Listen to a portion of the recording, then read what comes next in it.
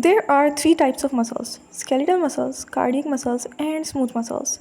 So let's start with the structure.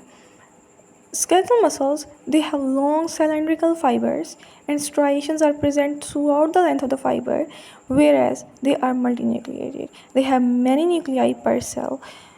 In case of the cardiac muscles, the fibers are branched.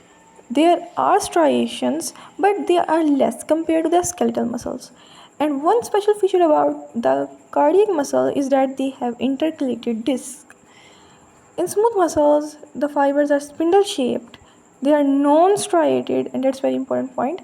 And there is single nucleus per cell. So now let's talk about the control. You know very well that skeletal muscles are under conscious control. They are voluntary in action. They are under the control of somatic nervous system. Cardiac muscles, they are involuntary.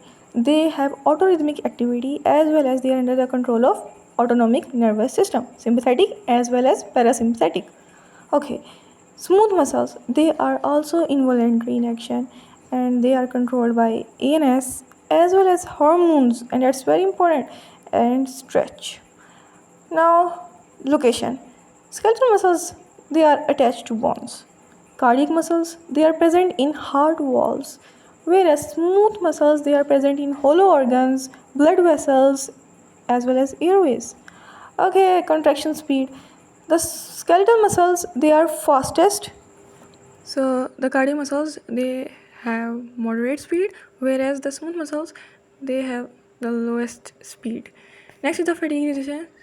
So our skeletal muscles, they have very low fatigue resistance. They fatigue very quickly, whereas the cardiac muscles, they have high resistance. They never fatigue ideally.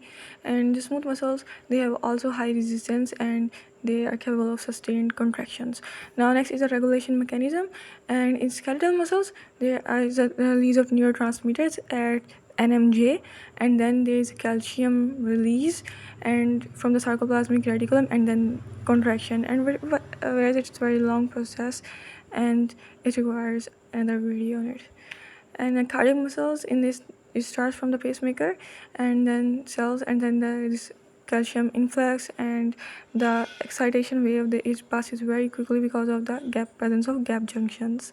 In smooth muscles, there is calcium cholinergic complex formation, and then there is activation of myosin light chain kinase, and then the contraction.